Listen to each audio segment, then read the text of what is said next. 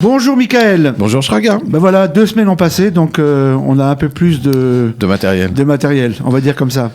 Alors, qu'est-ce qui s'est passé avec cette fameuse commission de la Knesset ? Voilà, donc il y a 2 semaines, on parlait de l'immunité parlementaire que Benjamin Netanyahu a demandé. Ça a provoqué beaucoup de disputes, beaucoup de discussions à la Knesset. Et finalement, la veille, donc en fait, c'est Donald Trump qui a un peu bousculé les choses, puisque Donald Trump a invité donc Netanyahu et Gantz, mais on va en reparler à Washington, et que Netanyahu, juste à la veille de la réunion prévue de la Knesset pour discuter de la question de l'immunité, en l'occurrence de la formation d'une commission parlementaire Netanyahu a renoncé à son immunité parlementaire. C'était sous le prétexte de dire je pars faire l'histoire, j'ai pas le temps de m'occuper de ça, donc débrouillez-vous sans moi. Donc, qu'est-ce qui s'est passé ? C'est que la Knesset s'est réunie, en l'occurrence, pour voter. Normalement, les 120 députés étaient invités à voter, mais la droite a refusé, le bloc de droite qui soutient Netanyahu a refusé de participer à ce vote.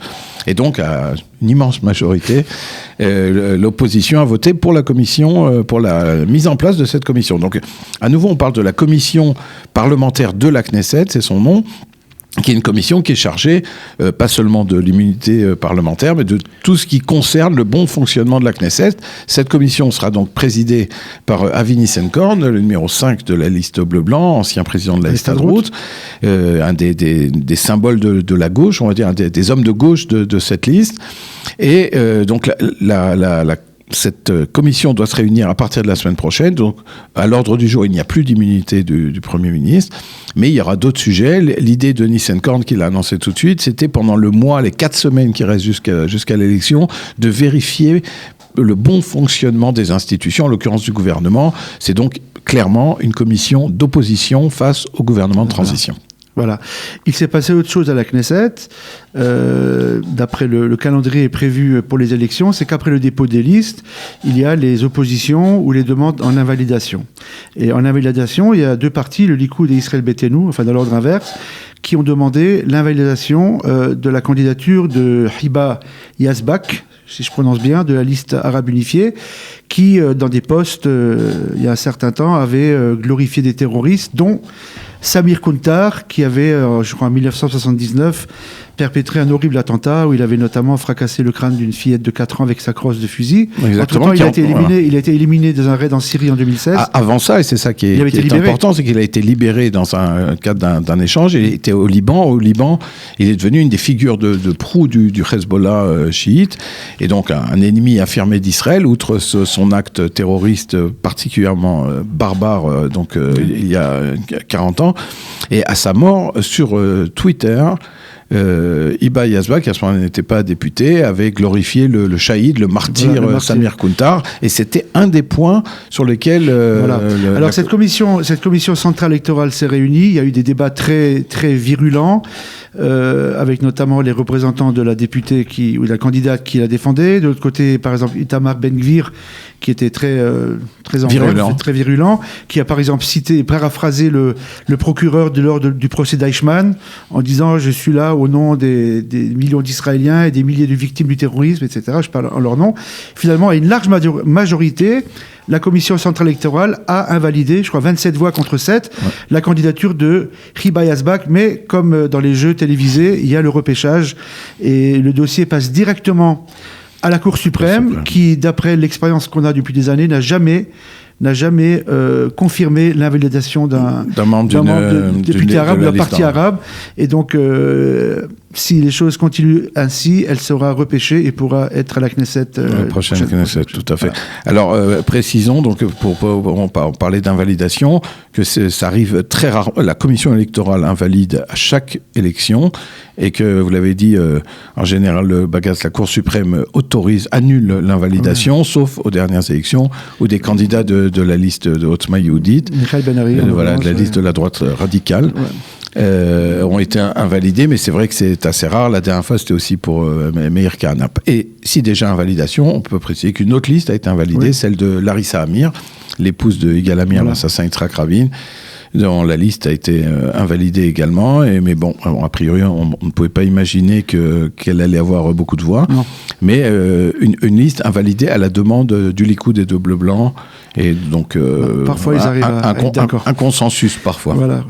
Bien, on en arrive à l'événement de la semaine, c'est cette cérémonie, cette conférence ou annonce, comme vous voulez, à la Maison-Blanche, à Blair House, entre Bibi Netanyahou et le président Trump. Alors, c'est clair que notre émission est consacrée aux coulisses de la Knesset, donc on ne va pas parler de ce qui a été dit, ni du plan, et d'autres émissions de Kalita, de Studio Kalita rentrent dans les détails, de nombreux invités. Ce que nous, on voudrait faire et expliquer aux auditeurs, en fait, c'est quelle est la position des deux candidats à l'élection. C'est-à-dire Benny Gantz a été invité dans un premier temps par Trump. Trump lui a présenté le plan et le lendemain, l'annonce a été faite en présence du Premier ministre. Et la question, c'est, je pense, la question qu'on doit se poser, que les auditeurs se posent, c'est est-ce que cette annonce va changer le cours des élections? Est-ce que cette annonce va profiter à Benjamin Netanyahou ou à Benny Gantz, ou aux deux? Est-ce qu'on va vers un gouvernement national, puisque Benny Gantz a annoncé qu'il était en faveur de ce plan? Qu'est-ce que vous en pensez, Shraga? Disons que le jeu va surtout se jouer...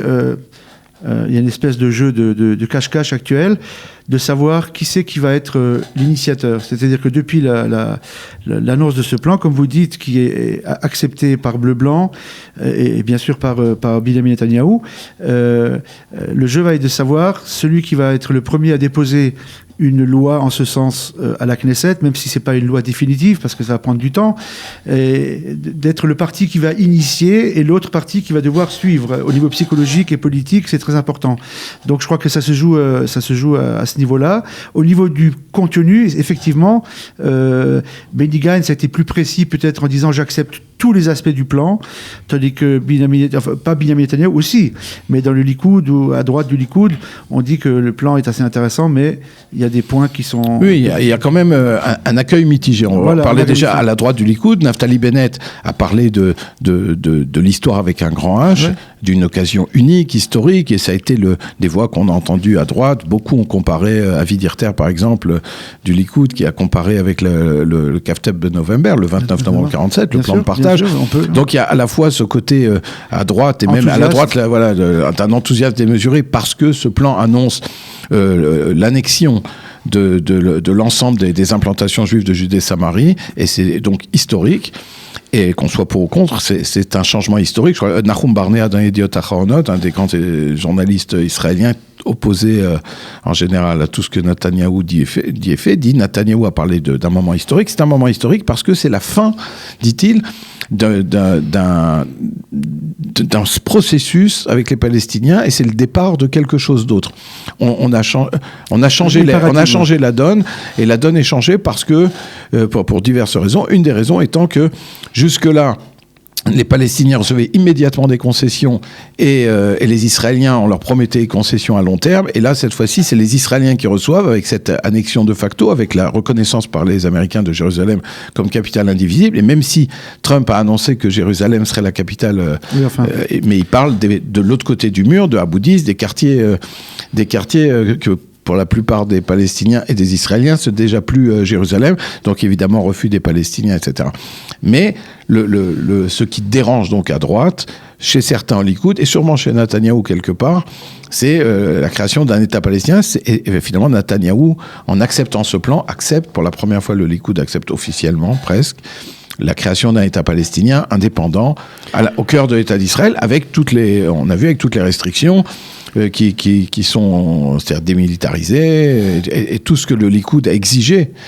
Et que les Américains exigent aussi aujourd'hui. Voilà. Donc, on va voir. Les premiers sondages montrent une légère hausse de popularité chez Netanyahou. On va voir ce qui va se passer dans les semaines qui viennent. Il faut rappeler que Netanyahou a fait quelques autres... il est à Moscou, là, aujourd'hui. Il devrait revenir avec Naama Issachar, la jeune fille qui avait été condamnée à 7 ans et demi, la semaine prochaine. Voilà.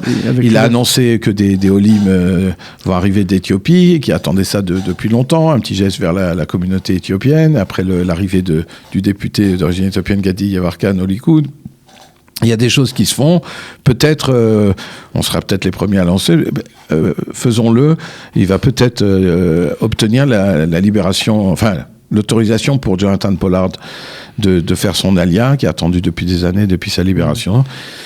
Il se passe des choses. Voilà. Ce qui est intéressant, enfin je mets intéressant entre guillemets, à gauche, c'est que la gauche, depuis des années, propose des gestes unilatéraux d'Israël en disant, en l'absence de partenaires, il faut être courageux et prendre des initiatives unilatérales. Et tout d'un coup, maintenant que les Américains permettent à Israël de prendre des initiatives qui ne sont pas des initiatives de concession, mais au contraire d'avancement, la gauche est mitigée, voire contre. Enfin, quand je dis la gauche, c'est ce qui reste de la gauche, c'est-à-dire à la gauche du bleu-blanc. Voilà, alors on a vu justement, on va le voir en image, à Tel Aviv, les dirigeants de ce qui reste de la gauche, comme vous dites, il y a le Parti travailliste, la liste unie maintenant, parce qu'ils se présentent ensemble, Parti travailliste, Meretz, etc. Notons que Orly Lévy, la numéro 2 de la liste, n'était pas présente à cette conférence de presse.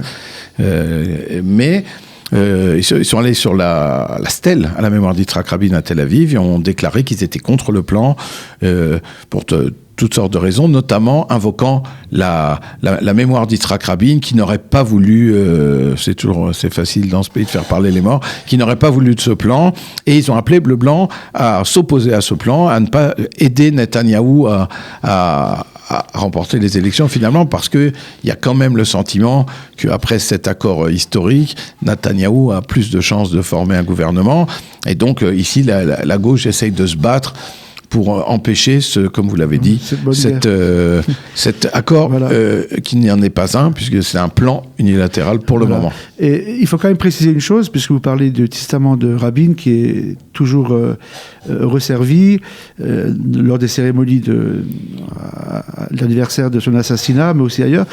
Rabin était absolument opposé à un État palestinien. C'est vrai, les accords d'Oslo ne prévoyaient... voilà. Et à la Knesset, quelques jours avant sa mort, il l'avait encore répété. C'est vrai. Alors on joue un peu sur les mots, autonomie élargie, État qui n'en sera pas un, enfin... Voilà, c'est un peu la situation d'aujourd'hui. Voilà. Alors, on va passer à la rose et au cactus. Alors, la rose... on commence par le cactus. On commence par le cactus, alors c'est vous le cactus, enfin c'est vous qui avez trouvé le cactus. Alors, le cactus va être décerné à David Bitan. David Bitan, Likoud, proche de Netanyahou, député depuis de nombreuses années, enfin pas tellement d'ailleurs, il est député depuis 2015. David Bitan avait été soupçonné et donc inculpé, pas inculpé, la police avait recommandé son inculpation dans plusieurs affaires. L'enquête a duré de nombreuses années parce qu'on parle de 12 affaires différentes dans lesquelles il était soupçonné de corruption, de fraude, d'abus de confiance, de blanchiment, etc.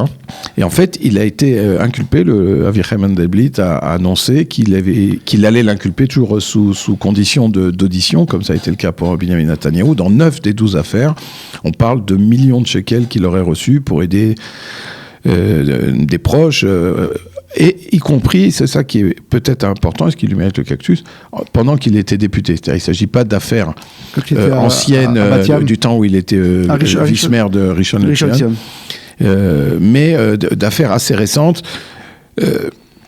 David Bitan, qui aurait pu être ministre et qui aurait pu... Qui a refusé sous mot d'or. Pourquoi ? Il a été nommé ministre et a refusé tout de suite par Netanyahou il y a 2 semaines.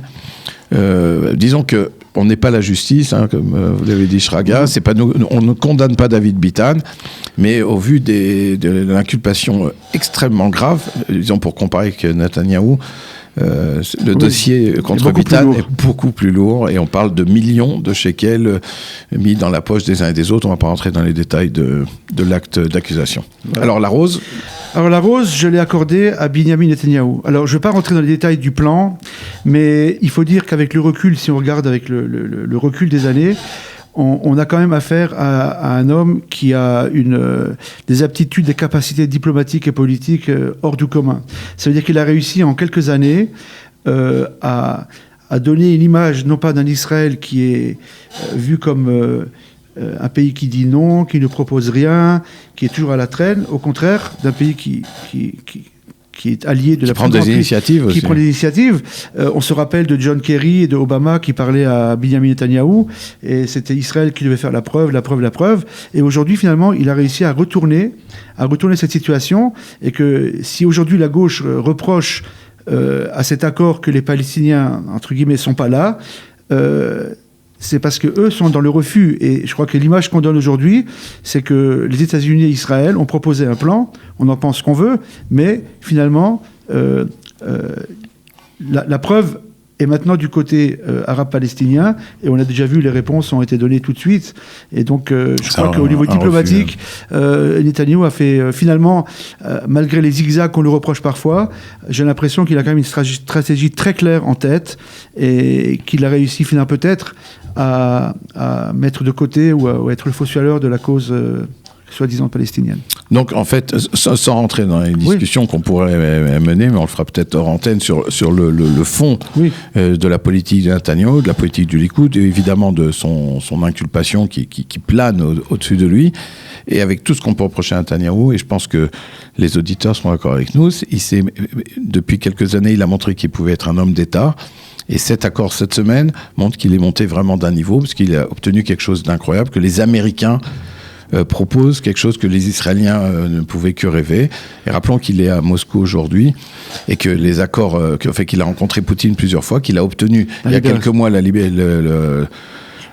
dépouille du soldat Zacharia Bomel par Poutine. Maintenant il ramène une Israélienne qui était condamnée à une peine énorme pour 9 grammes et demi de... Voilà, une faute qui n'était pas si grave.